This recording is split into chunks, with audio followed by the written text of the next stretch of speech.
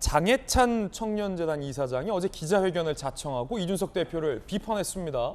국민의힘 내에서 또 다른 청년 정치인이 청년 정치인을 비판한 겁니다. 들어보시죠. 이준석 전 대표는 선당우사라는 숭고한 단어 앞에서 내로남불하지 말기를 바랍니다.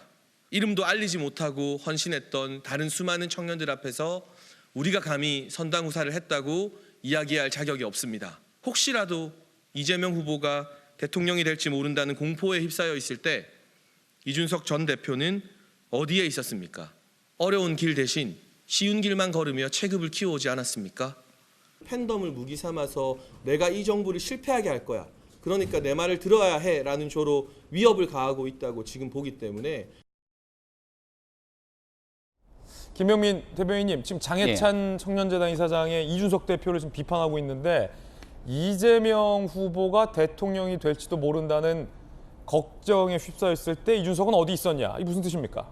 지난 대통령 선거 과정에 이준석 전 대표가 2번의 보이콧이 있었죠. 그러니까 당 대표로서 선거를 진두지휘해야 되는데 본인의 생각과 뜻과 맞지 않는다는 이유로 당무를 이제 거부하고 보이콧했던 때가 있습니다. 그 당시 밖으로 나가면서 오히려 많은 언론에 출연하면서 윤석열 대통령 후보와 선대위에 대한 맹혹한 비판들이 있어서 지지율이 뚝뚝 떨어지고 있으니까 사람들이 이러다 진짜 정권 교체 되는 거야 라는 걱정과 위기가 있었을 때고, 아마 장해찬 이사장이 저 얘기를 했던 이유는 그때도 새벽에 SNS에 이준석 전 대표를 향해서 글을 올렸거든요. 예. 그때는 뭐 준석이 형 이러지 마요 이런 식의 아마 내용이었던 거로 준석이 형 이러지 마요. 기억이 나는데, 그래서 그때도 이제 둘이 약간 티키타카 했던 기억들이 납니다.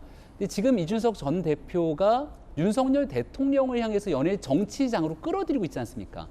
이 XX 저 XX 양두구육, 사실 기존 정치권에서 볼 수 없는 해괴한 단어들이 많이 튀어나오는데, 천하람 위원장이 아까 얘기했던 것처럼 대통령이 잘못된 길로 가게 되면 고언도 하고 잘 될 수 있도록, 예를 들어 박순희 교육부 장관 문제가 아까 비유했던 조국 전 장관의 문제랑 동치한다고 생각을 합니다. 예. 얼마든지 얘기할 수 있죠.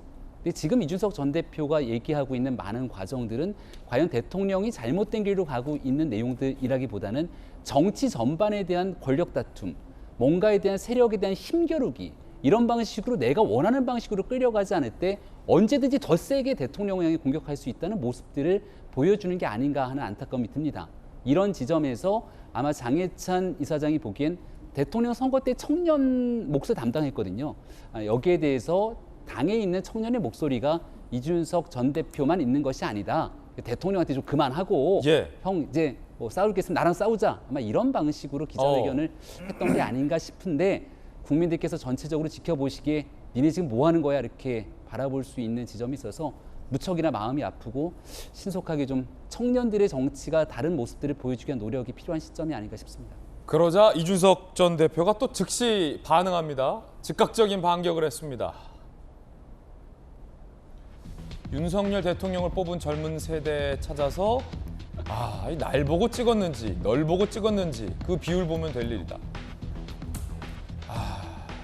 이게 김영주 의원님. 네. 그러면서요, 이준석 전 대표가 이렇게 얘기했습니다. 직접 댓글 달았어요. 그래 예찬아, 그렇게 해서 네가 더 잘 살 수 있다면 나는 응원할게.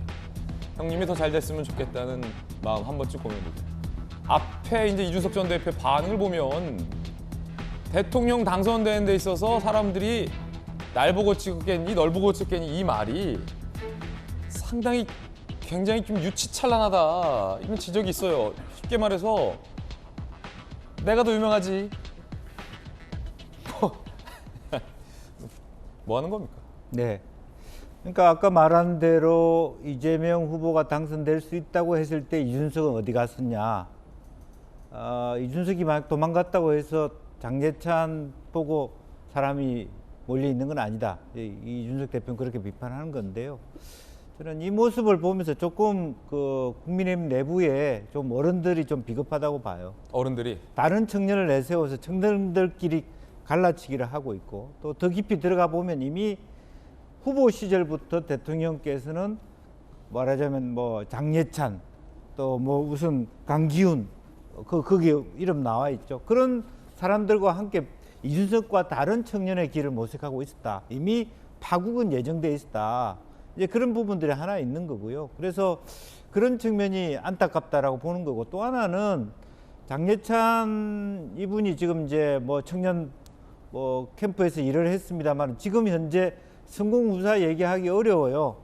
전리품을 가져갔잖아요. 어찌됐든 공익재단의 이사장으로 갔다. 공익재단의 이사장이 뭐 하는 데입니까? 청년재단이 청년들 취업시키는 겁니다.